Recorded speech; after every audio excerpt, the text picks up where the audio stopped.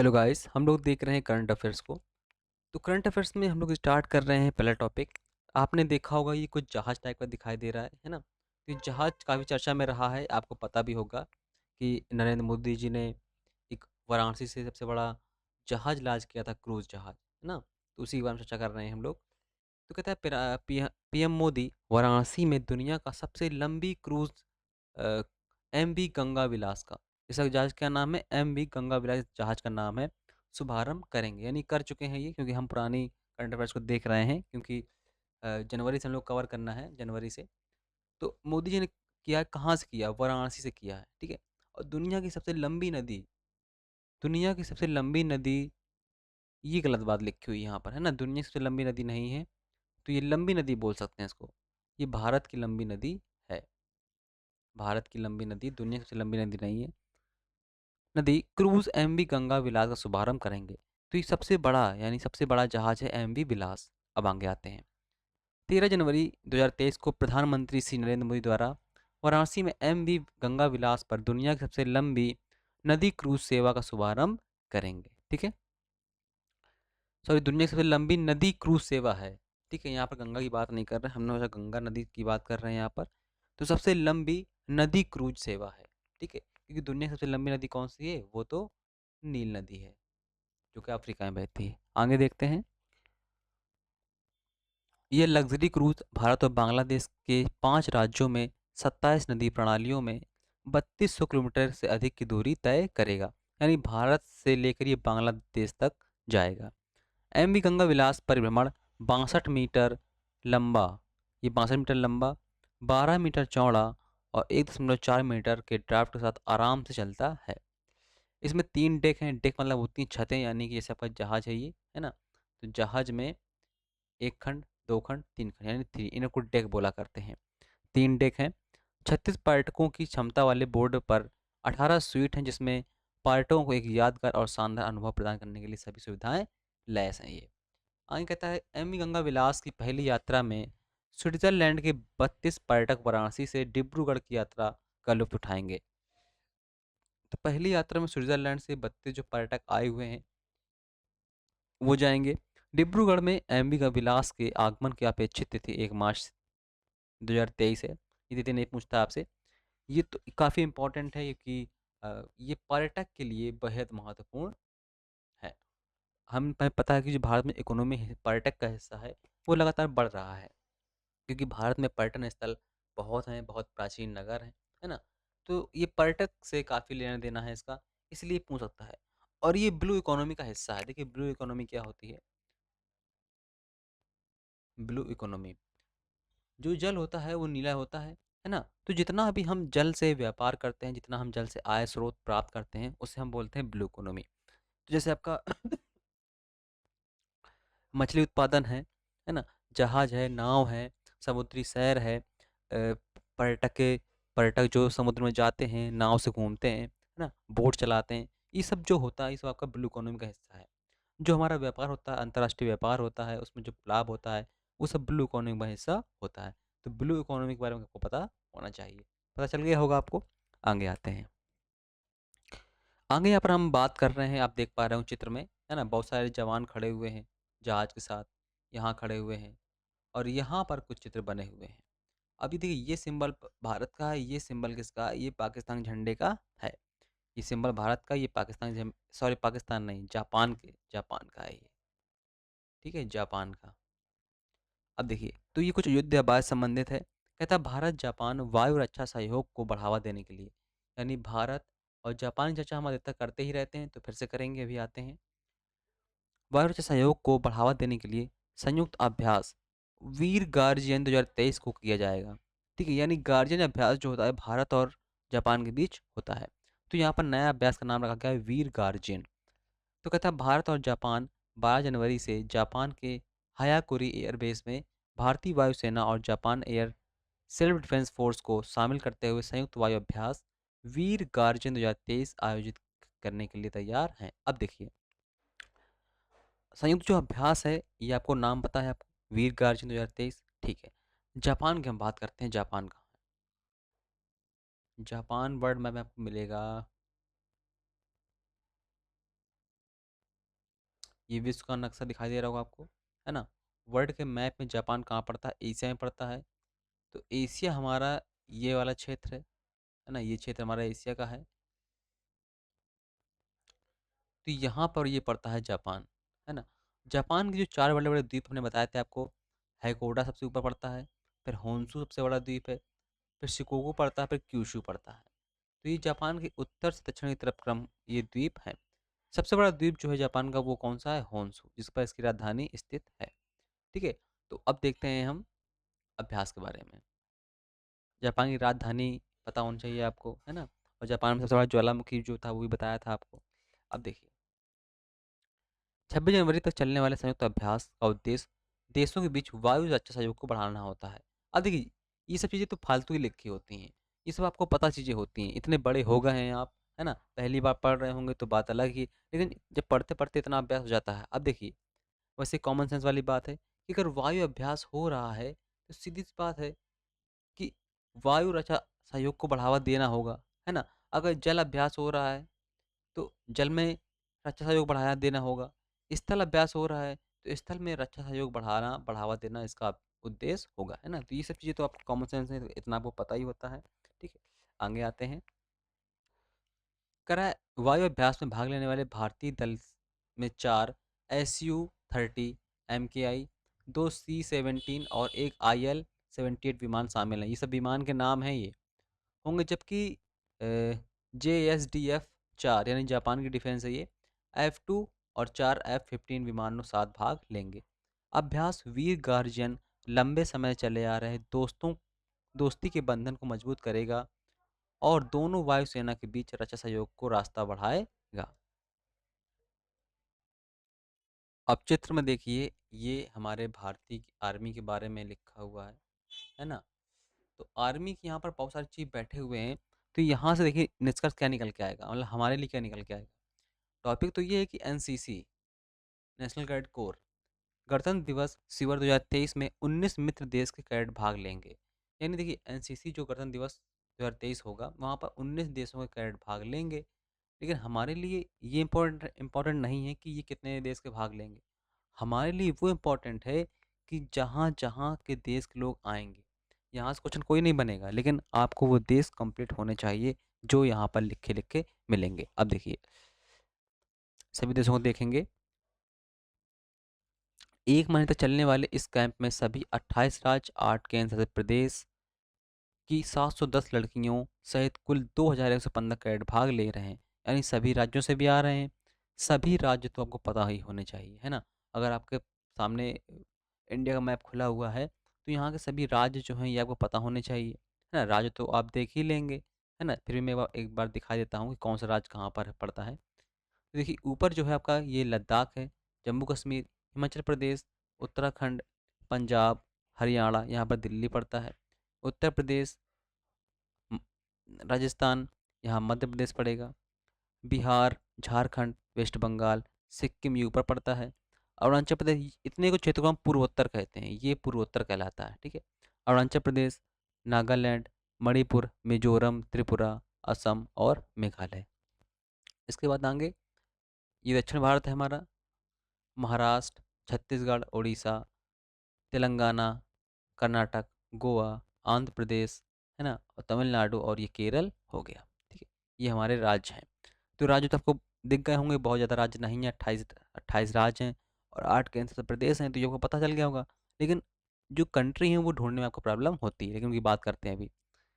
तो ये कुछ कंट्री हैं: USA, United state of America, UK, Argentina, Brazil, Mongolia, रूस, किर्गिस्तान, किर्गिज़ गणराज्य लिखा हुआ है, Kazakhstan, Tajikistan, Uzbekistan, Nepal, Vietnam, Maldives, Mozambique, Mauritius, Seychelles, Sudan, New Zealand और फिजी। इतने देश हमारे भाग ले रहे हैं। देखिए, अब देखिए, यहाँ पर अगर 19 देशों के बारे में बताएंगे तो लगभग 15-20 मिनट तो यही ले जाएगा, है ना। हम अभी सिर्फ इन देशों से चर्चा कर रहे हैं। इनकी जो राजधानी है वो आप याद करिएगा। ठीक है, राजधानी याद करिएगा। और जैसे जैसे कभी कभी आया करेंगे ये देश तो हम उनके बारे में पूरा एक बार बता दिया करेंगे, है ना। वरना ये टॉपिक करंट से बदल कर जिसमें चला जाएगा। तो बात करते हैं USA। USA कहाँ पड़ेगा? अब देखिए, ये वर्ल्ड का मैप है। तो वर्ल्ड के मैप में आपको यहाँ दिखाते हैं।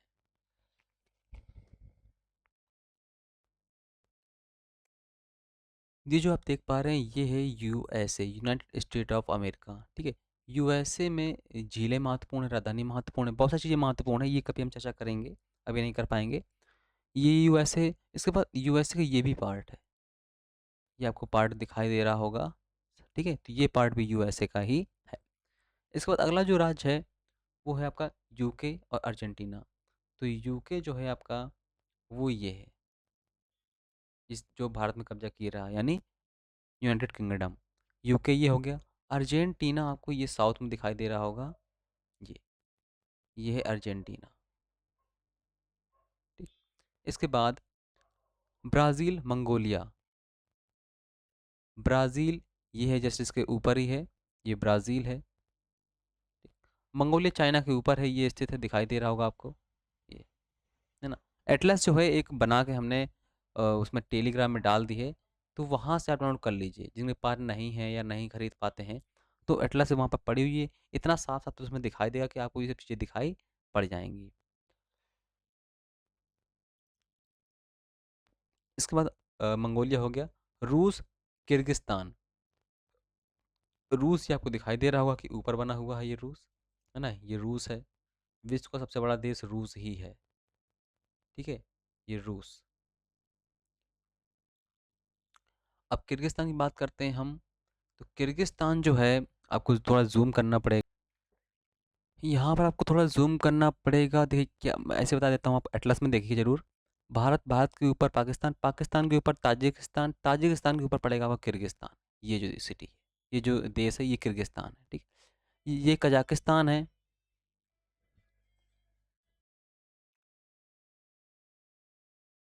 इसके बाद हम देखते हैं ताजिकिस्तान, उज्बेकिस्तान। उज्बेकिस्तान और ताजिकिस्तान अभी बताया आपको। ताजिकिस्तान जस्ट ऊपर ही है, इसके अफगानिस्तान के ऊपर ही है। और उज्बेकिस्तान, ये सब जितने स्थान हैं, ये बड़े बड़े सब इतने में फैले हुए हैं, ठीक है। आगे देखते हैं। नेपाल, वियतनाम आपको पता ही होगा। नेपाल जस्ट भारत के बीच में स्थित है यहाँ पर। वियतनाम यहाँ पूर्व में पड़ता है। इसके बाद ये सब आप मैप जरूर देखिएगा, ठीक है। मालदीव और मोजम्बिक।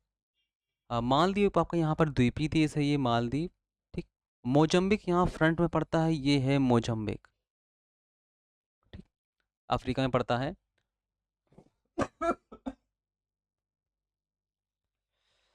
मॉरिशस जो है, मॉरिशस भी द्वीपीय देश है, ये भी आपका अफ्रीका के पास ही पड़ता है यहाँ पर, मॉरिशस। और सेशेल्स और सूडान। सेशेल्स यही छोटा सा देश है, द्वीपीय देश है। तो यहाँ पर जब आप जूम करेंगे मैप में, तो आपको यहाँ पर दिखेगा सेशेल्स, ठीक है, यहाँ पर सेशेल्स दिखेगा। और एक और देश था विक्टोरिया, सॉरी विक्टोरिया नहीं, यहाँ पर एक देश था मॉरिशस। तो जस्ट इसी पास ही में मॉरिशस आपको यहाँ पर मिलेगा, कहीं पर यहाँ पर मिलेगा, कहीं अफ्रीका में ही। इसके बाद बचता है आपका सूडान और न्यूजीलैंड और फिजी। तो सूडान आपको मिलेगा यहाँ पर अफ्रीका में, ये, ठीक। और बचा आपका न्यूजीलैंड। न्यूजीलैंड अफ्रीका उसका एस ऑस्ट्रेलिया का हिस्सा है, तो न्यूजीलैंड आपको मिलेगा, ये न्यूजीलैंड। और जस्ट अफ्रीका के पूर्व में है आपका फिजी, फिजी आइलैंड। तो यहाँ पर इतने सारे देश स्थित हैं।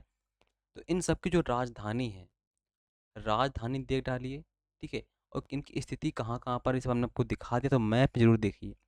मैप में देखने से बहुत चीज़ें आपको कवर होती हैं, आसपास के देश याद रहते हैं, कौन कहाँ पड़ता है, ये सब पूछ लेता है कभी कभी। आगे आते हैं, क्योंकि काफ़ी टाइम ले गया, बहुत सारे देश थे। कह रहा है सांस्कृतिक प्रतियोगिताएं हैं, राष्ट्रीय एकता वाली जागरूकता कार्यक्रम जो हैं, विभिन्न संस्थागत प्रशिक्षण जो हैं, ये सब आयोजित किए जाते हैं संस्कृति इन सब में, ठीक है। अब देखते हैं अगला टॉपिक। अब यहाँ पर आपके सामने एक तोप दिखाई दे रही होगी, काफ़ी हैवी तोप है ना, क्योंकि अब ये SOLT बना रही है, LNT बोलते हैं इसे, लार्सन एंड ट्रूबो। तो क्या है टॉपिक, सरकार ने 100 और K9 वज्र खरीदने की प्रक्रिया शुरू कर दी, यानी 100 तोपों को खरीदना और ज़रूरी उन्होंने बना दिया है। क्या है कि रक्षा मंत्रालय ने 100 और K9 वज्र स्वचालित होवित्जर्स खरीदने की प्रक्रिया शुरू की है, जो भारत में लार्सन एंड ट्रूबो द्वारा दक्षिण कोरिया रक्षा प्रमुख हनवा डिफेंस से स्थानांतरित तकनीक का उपयोग करके बनाई जाएगी। तो ये क्या है, कि टेक्नोलॉजी हर देश के पास होती है, लेकिन भिन्न-भिन्न प्रकार की होती है, तो उससे टेक्नोलॉजी लेकर एलटी जो है 100 के 19 को बनाएगी। क्या खास बात इनकी देखते हैं, इम्पोर्टेंट है। के 9 वज्र एल&टी द्वारा निर्मित एक 155 मिली एमएम की 52 calibre track self propelled loader howitzer तोप है। ये होवित्ज़र जो होती हैं, होवित्ज़र तोप होती हैं, ये कंटिन्यू गोला बारूद छोड़ती रहती हैं। ये के 9 थंडर पर आधारित होती हैं, जिनमें दक्षिण कोरियाई रक्षा प्रमुख हनवा डिफेंस से स्थानांतरित तकनीकी से बनाया जाएगा। यानी ये दक्षिण कोरिया कहाँ पड़ता है, मैप में देखिए। दक्षिण कोरिया ये है, जापान के यहाँ पर पड़ रहा दक्षिण कोरिया। दक्षिण कोरिया जो राजधानी है वो है सियोल। आज हमारे पास बहुत देश मिले हैं हमको घूमने को, है ना। सियोल यहाँ की राजधानी है। कि वज्र का जो मुख्यतः उपयोग बनाया गया था, ये बनाया गया था रेगिस्तानी इलाकों के लिए। लेकिन पाकिस्तान से उतनी हमको दिक्कत नहीं, जितनी हमको अब चाइना से है वर्तमान में, है ना। इसलिए वर्तमान गवर्नमेंट ने ये फैसला लिया है कि इन्हीं को इतना अपडेट किया जाए कि ये पहाड़ों पर भी चल सकें, है ना। तो उसी के लिए कि वज्र मुख्यतः रूप से रेगिस्तान में उपयोग के लिए बनाई गई थी, ये खरीदा गया था। लेकिन चीन के साथ गतिरोध ने उन्हें पहाड़ों पर भी तैनात करने के लिए प्रेरित कर दिया है। अब हमें पहाड़ों पर भी तैनात करना पड़ रहा है। धनुष के 9 वज्र और M777 अल्ट्रा लाइट होवित्ज़र तोपों के शामिल होने से उत्तरी सीमाओं पर तोप खाने की मारक क्षमता में वृद्धि हो जाएगी। आप देख पा रहे होंगे, इसी देखिए क्या है कि पूर्वोत्तर साइड में इसलिए अधिक विकास किया जा रहा है या कुछ जोर लगाया जा रहा है कि वहाँ वहाँ पर चाइना हस्तक्षेप न बढ़ा दे, है ना। हम पुल बना रहे हैं मजबूत वहाँ पर, है ना, ताकि हमारी तोपें जो हैं निकल सकें, हवाई जहाज फाइटर प्लेन सब उतर सकें वहाँ पर। बहुत सारी चीज़ों को ध्यान में रखते हुए हमें इन सब पे काम करने पड़ रहे हैं। आगे आते हैं। ये आपको कुछ व्यक्ति दिखाई टाइप का दिखाई दे रहा होगा, और ये बहुत सारे कपड़े पहने हुए और पीछे पर्वत बने हुए हैं, बहुत ठंडे इलाके में हैं। ये ठंडे लायक कपड़े हैं, है ना, जैसे बहुत ऊंचाई पर खड़े हों। तो बिल्कुल सही सोच रहे हैं आप। कह रहा कैप्टन शिवा चौहान। कैप्टन शिवा चौहान, ये अब देखिए महिला है, ये पहली महिला सैन्य अधिकारी जो सियाचिन में ड्यूटी करेंगी। अब यहाँ पर ये देखिए, नाम है शिवा चौहान। अब क्या होता है, जो शिवा आपने सुना होगा, लड़के का नाम सुना होगा, है ना, लेकिन होता ही लड़की का नाम है। क्या होता है, जैसे कमल, ये होता है लड़के का नाम। कमला लड़की का नाम। शिव, शिव होता है लड़के का नाम। और शिवा जो होता है, शिवा यानी शिव जी की पत्नी अर्थात पार्वती। वो लड़कों का नाम गलत होता है, ठीक है। हाँ, तो यहाँ पर शिवा जो है, ये लड़के का नाम होता है शिवा चौहान। तो कैप्टन शिवा चौहान पहली महिला सैन्य अधिकारी जो सियाचिन में ड्यूटी करेंगी। इंपॉर्टेंट है, कि पहली महिला है इसलिए ज़्यादा इंपॉर्टेंट है, ठीक है। कहता है कैप्टन शिवा चौहान दुनिया के सबसे ऊंचे युद्ध क्षेत्र सियाचिन ग्लेशियर पर सक्रिय रूप से तैनात होने वाली पहली महिला सेना अधिकारी बन गई हैं। इंपॉर्टेंट है, अब देखिए, ठीक है, क्योंकि पहली महिला है ये। कैप्टन शिवा चौहान को सियाचिन बैटल स्कूल में कठोर प्रशिक्षण दिया गया, जहां उन्हें भारतीय सेना के अधिकारियों और जवानों के साथ प्रशिक्षण लिया। प्रशिक्षण में बर्फ की दीवार पर चढ़ना, हिमस्खलन और हिमस्खलन बचाव और उत्तर जीविताभ्यास शामिल थे। कैप्टन शिवा चौहान 2 जनवरी 2023 को कठिन चढ़ाई के बाद सियाचिन ग्लेशियर में शामिल हुए थे। इतना इंपॉर्टेंट है आपका कि आप इनका नाम याद रखें और कहाँ पर इनकी तैनाती की गई है। सबसे ऊंचे सबसे ऊंचा स्थित युद्ध क्षेत्र पर इनकी तैनाती की गई, जो कि सियाचिन पर है, ठीक है। बस इतना याद रखिए। आगे आते हैं।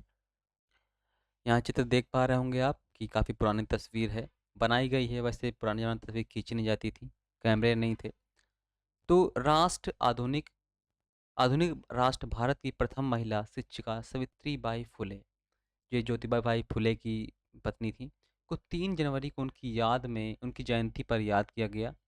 आधुनिक भारत की पहली शिक्षिका सावित्रीबाई फुले की जयंती 3 जनवरी को पूरा देश उन्हें याद कर रहा है। देखिए, उस समय क्या था कि महिलाओं को, बेटियों को शिक्षा लेना मना था, है ना। तो इन्होंने, समझिए, ये पढ़ी लिखी कम थी, लेकिन फिर भी इन्होंने शिक्षा फैलाने में पूरा जोर दिया था कि बालिकाओं को शिक्षा जरूरी है। और ये बालिकाओं की शिक्षा के लिए इन्होंने स्कूल खोले थे। उनका जन्म 3 जनवरी 1831 को महाराष्ट्र के नायगांव में हुआ था। ये देश में महिलाओं की स्थिति को बदलने के लिए सावित्रीबाई फुले ने ज्योतिराव के साथ 1848 में पुणे में एक बालिका विद्यालय की स्थापना भी की थी। विधवाओं के प्रति सहानुभूति रखते हुए उन्हें उत्थान के लिए सावित्रीबाई फुले ने 1864 में एक आश्रय की स्थापना की थी। यहाँ पर आश्रम होगा, ठीक है। 1890 के दशक में महाराष्ट्र में फैले बुबोनिक प्लेग पीड़ितों के लिए सावित्रीबाई फुले ने हडपसर पुणे में एक क्लिनिक भी खोला था। मतलब महिलाओं के उत्थान के लिए उन्होंने काफ़ी सारे काम किए थे, है ना। 1897 में की मृत्यु हो गई थी, इतना याद रखिए। लेकिन ये याद रखिए कि सावित्रीबाई फुले ने महिलाओं की शिक्षा के लिए बहुत बड़े बड़े काम किए थे। क्या होता है, जब हम कोई निबंध लिखते हैं या जब हम कहीं भाषण देते हैं, तो जब आप ऐसे लोगों का नाम लेते हैं तो पूरा भारत जो है जागरूक उठता है, क्योंकि ये पूरे देश समझते थे। तब जाति पात इतना नहीं लेते थे, लेकिन ये था कि उस समय जब जाति पात बहुत फैलाव था, उस समय उन्होंने जब काम किए थे, इसलिए महत्वपूर्ण हो जाता है कि जब हर एक व्यक्ति विरोध कर रहा हो और आप उस काम को करें, तब कुछ अलग ही लेवल होता है जागरूकता का, है ना। तो ये याद रखिएगा। आगे आते हैं। ये आपको मेट्रो दिखाई दे रही होगी, है ना। ये मेट्रो दिखाई दे रही होगी और किनारे किनारे पानी दिखाई दे रहा होगा। तो यानी कि क्या हो गया, मेट्रो चल रही है और आसपास क्या है, पानी है, यानी अंडरग्राउंड मेट्रो है ये। अब आप बिल्कुल जो सोच रहे हैं बिल्कुल सही बात है। कहता है भारत की पहली अंडर वाटर मेट्रो दिसंबर 2023 तक चालू होने वाली है। देखिए 2023 तक चालू होने वाली है, तो 2023 तक, दिसंबर तक, अगर आप हर महीने 100 रुपये जोड़ेंगे तो दिसंबर 2023 तक 700-800 रुपये हो जाएंगे। और इतने में आप हो सकता है अंडरग्राउंड वाटर मेट्रो वाली जो है यात्रा कर आएँ। तो ज़रूर जाइए। भारत की पहली अंडर वाटर मेट्रो सेवा कोलकाता मेट्रो रेलवे कॉरपोरेशन ने कहा कि ईस्ट वेस्ट मेट्रो कॉरिडोर परियोजना दिसंबर 2023 तक पूरी होने की उम्मीद है। तो कोलकाता में, इसलिए मैंने कहा कि 700 रुपये जो हैं कम से कम आप जोड़ ले जाएंगे। इतना तो जोड़ ही लेंगे। मेट्रो लाइन जो हुगली नदी के नीचे, कौन सी नदी बनी है, हुगली। हुगली किसकी सहायक नदी है, ये गंगा की सहायक नदी है। वैसे ये सहायक नदी नहीं, गंगा से निकाली गई और गंगा में ही मिला दी गई है। हुगली नदी के नीचे एक खंड के साथ कोलकाता के रास्ते साल्ट लेक को हावड़ा से जोड़ेगी। वर्तमान में सेक्टर 5 और सियालदाह स्टेशन के बीच चालू है। परियोजना में कितनी लागत, कुल कितनी किलोमीटर दूरी तय करेगी, 16.55 किलोमीटर लंबाई से सेक्टर 5 और सियालदह के बीच 9.30 यानी 9.5 किलोमीटर की लंबाई चालू है। भारत में पहली मेट्रो प्रणाली भी 1984 में दमदम से टॉलीगंज तक कोलकाता में शुरू की गई थी। पहली मेट्रो जो है कोलकाता में प्रारंभ की गई थी, और पहली अंडरग्राउंड वाटर मेट्रो भी कोलकाता में प्रारंभ की जा रही है। तो इसलिए आपका इम्पोर्टेंट ये हो जाता है। तो इस वीडियो में इतना ही रखते हैं, है ना। काफ़ी अच्छे टॉपिक थे आज, और काफ़ी बहुत सारे हमने कंट्री भी घूम लिए हैं। तो इस वीडियो में इतना ही रखते हैं। आज का जो क्वेश्चन है आपका, आपको ये बताना है कि जो निर्वाचन आयोग है, निर्वाचन आयोग ने सबसे पहले जो ईवीएम से चुनाव कराने की प्रथा चालू की थी, वो कहाँ पर यानी किस राज्य में चालू की थी। एक क्वेश्चन है, इसका आंसर बताइए, किस राज्य से प्रारंभ किया था। मिलते हैं नेक्स्ट वीडियो में, और नेक्स्ट इसी के आगे पर हम लोग कवर करेंगे। तो thank you, tata, bye bye.